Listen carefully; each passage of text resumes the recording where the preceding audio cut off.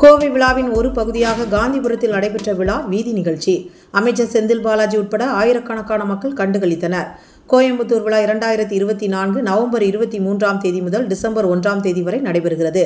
கோவை விழா நிகழ்ச்சிகள் ஏற்கனவே துவங்கி நடைபெற்று வரும் நிலையில் டபுள் டக்கர் பேருந்து மக்கள் மத்தியில் பெரும் வரவேற்பு பெற்றுள்ளது.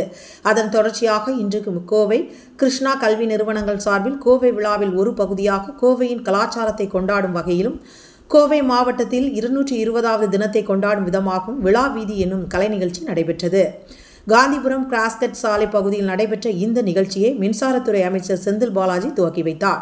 இதில் கிராஸ்கட் சாலை துவக்கத்திலிருந்து முடியும் வரை பாரம்பரிய கலைகள் நடைபெற்றது. இதில் தமிழ்நாட்டில் பாரம்பரிய நடன கலைஞர்கள், தற்காப்பு கலைகள் உட்பட பஞ்சாப், குஜராத்திய மக்களும் பங்கேற்று அவர்களது பாரம்பரிய கலையை வெளிப்படுத்தினர். முன்னதாக இந்நிகழ்வில் தலைமை உரையாற்றிய அமைச்சர் 17 ஆண்டுகளாக ஒரு விழா சிறப்பாக நடைபெறுகிறது என்றால் அது கோவை விழாதான் எனவும், சில விழாக்கள் துவங்கி பாதியிலேயே கைவிடப்பட்டுவிடும் என குறிப்பிட்டார். வந்தாரை வாழ வைக்கும் தமிழ்நாடு என கூறிய அவர், கோவை மாவட்டம் தொழில்துறையில் வந்தவர்களை வாழ வைத்துள்ளது, தொழில் தேடி வந்தவர்களையும் வாழ வைத்துள்ளதாக கூறினார். அண்மையில் கோவைக்கு வந்த முதலமைச்சர் 200 கோடி ரூபாயை சாலை சீரமைப்பிற்காக வழங்கியுள்ளதாகவும், விரைவில் கோவைக்கு கூடுதல் பெருமையை சேர்க்கும் வகையில் 7 மாடி கட்டிடமாக பெரியார் நூலகமும் அமைய உள்ளது என தெரிவித்தார். மேலும் கோவைக்கு ஏராளமான திட்டங்களை முதல்வர் அடைத்துள்ளார் எனவும் தெரிவித்தார்.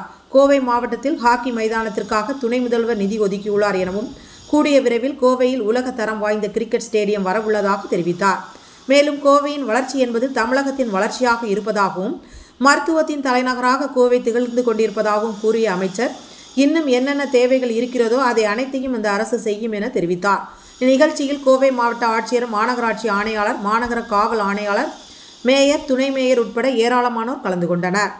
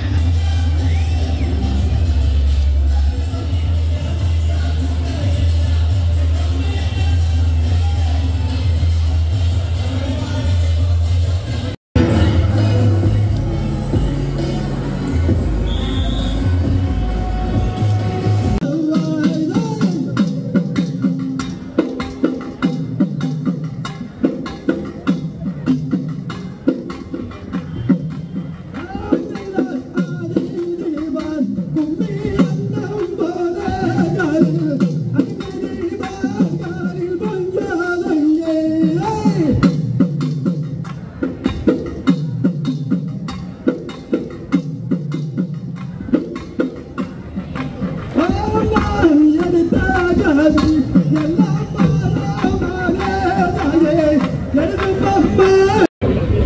விழா நடைபெறுவதற்கு உறுதியாக இருக்கின்ற அனைத்து பங்களிப்பாளர்களுக்கும் முதல் வணக்கத்தை அன்போடு தெரிவித்துக் கொள்கிறேன். தொடர்ந்து 17 ஆண்டுகள் ஒரு விழா சிறப்பாக நடைபெறுகிறது என்று சொன்னால் அது கோவில் விழாவாக மட்டும்தான் இருக்க முடியும். ஒரு நிகழ்ச்சியை முன்னெடுக்கின்ற பொழுது சில ஆண்டுகள் நடந்துவிட்டு அது இடையிலே தடங்கள் ஏற்படும், அது தொடர்ச்சியாக நடைபெறாது. பிறகு சிலர் முயற்சிப்பார்கள், ஆனால் கைவிடப்படும். அப்படி இல்லாமல் கோவை விழா கோவைக்கான ஒரு அடையாளமாக இங்கு தொடங்கப்பட்டு 17வது ஆண்டாக மிக சிறப்பாக நடத்தி கொண்டிருக்கிறார்கள். இந்த விழாக்குழுவை சார்ந்திருக்கின்ற அனைவருக்கும் எனது சார்பாகவும் மாவட்ட நிர்வாகத்தின் சார்பாகவும் வாழ்த்துக்களையும் பாராட்டுகளையும் இந்த நேரத்திலே அன்போடு தெரிவித்துக் கொள்கிறேன். வந்தாரை வாழ வைக்கும் நாடு தமிழ்நாடு என்று சொல்வார்கள். அந்த வகையில் தமிழ்நாட்டில் கோவையை பொறுத்தவரை தொழில் செய்வதற்கு வந்தவர்களையும் வாழ வைத்திருக்கிறது, தொழில் தேடி வேலை வாய்ப்பை தேடி வந்தவர்களையும் வாழ வைத்திருக்கிறது கோவை. எந்தவித கருத்து வேறுபாடுகள் இல்லாமல் சாதி மதங்களை கடந்து சமுதாயங்களை கடந்து அனைவரும் ஒன்றுபட்டு தொழில் முனைவோர்களாக இருந்தாலும் சரி, வேலை செய்பவர்களாக இருந்தாலும் சரி, அனைவருக்குமான ஒரு இடமாக கோவை திகழ்ந்து கொண்டிருக்கின்றன. இந்த சிறப்பு வாய்ந்த மண்ணிலே, குறிப்பாக கோவையிலே இந்த 17வது ஆண்டு விழாவிலே பங்கெடுப்பதிலே மிகுந்த மகிழ்ச்சி அடைகின்றேன். கோவையினுடைய வளர்ச்சியில் தமிழ்நாட்டினுடைய முதலமைச்சர் மாண்புமிகு தளபதி அவருடைய பங்கு, அவருடைய திட்டங்கள் என்பது அளப்பரிய திட்டங்களாக தொடர்ந்து வழங்கிக் கொண்டிருக்கின்றார்கள். சமீபத்தில் கோவைக்கு வருகிறது முதலமைச்சர் அவர்கள் கோவை மாநகராட்சியினுடைய சாலைகளை புதுப்பிக்க வேண்டும் என்பதற்காக 200 கோடி ரூபாய் சிறப்பு நிதிகளை கொடுத்து அந்த பணிகளை விரைவாக செய்ய வேண்டும் என்று உத்தரவுகளை வழங்கியிருக்கிறார்கள். இங்கு பல்வேறு கல்வி நிறுவனங்கள் இருக்கின்றன. இந்த கல்வி நிறுவனங்களை பயிலக்கூடிய மாணவ மாணவிகளுக்கு வேலை வாய்ப்பை உருவாக்கிட வேண்டும் என்பதற்காக கைதில் பார்க்கும் வளாகத்திலே புதிதாக அங்கே கட்டிடங்கள் கட்டுவதற்கான அறிவிப்புகளையும் வழங்கி அந்த பணிகளை விரைவாக தொடங்க இருக்கின்றார்கள். கோவையினுடைய மற்றும் ஒரு அடையாளமாக மிக பிரம்மாண்டமாக 7 மாடி கட்டிடமாக அமைய இருக்கின்றன பெரியார் நூலகம். அந்த நூலகத்திற்கு முதலமைச்சர் அவர்கள் அடிக்கல் நாட்டி அந்த பணியை தொடங்கி வைத்திருக்கிறார்கள்.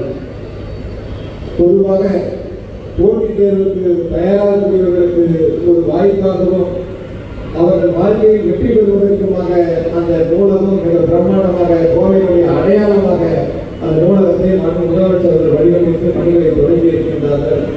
இன்னும் ஏராளமான திட்டங்களை கோவைக்கு முதலமைச்சர் அவர்கள் வழங்கி இருக்கின்றார்கள்.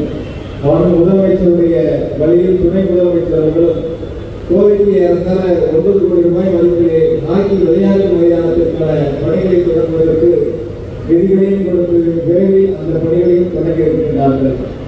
நாம் கிரிக்கெட் பார்க்க வேண்டும் என்று சொன்னால் சென்னையில் செல்ல வேண்டும்.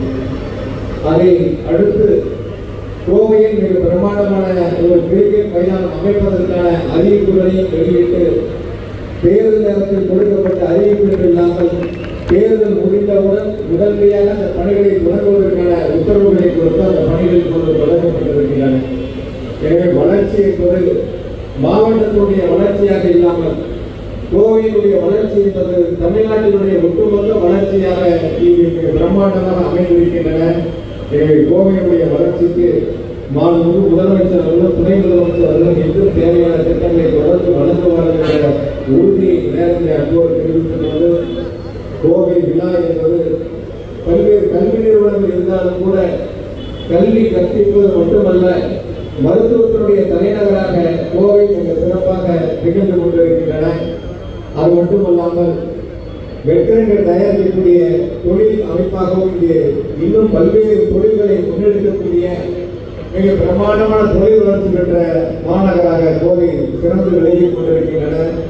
இந்த வளர்ச்சியில் நிச்சயமாக இன்னும் என்ன தேவைகள் இருக்கிறதோ அதை முழுமையாக அரசு நிறைவேற்றும் என்ற உறுதியை சொல்லி இந்த விழாவை மிக பிரம்மாண்டமாக எழுச்சியாக ஏற்பாடு செய்திருக்கின்ற கோவை விழாக்குழுவை சார்ந்திருக்கின்ற அனைத்து சகோதரர்களுக்கும் மீண்டும் ஒரு முறை எனது நன்றியையும் பாராட்டுகளையும் வாழ்த்துக்களையும் அன்போடு தெரிவித்து விழா வெற்றியடைய வாழ்த்துகிறேன். நன்றி.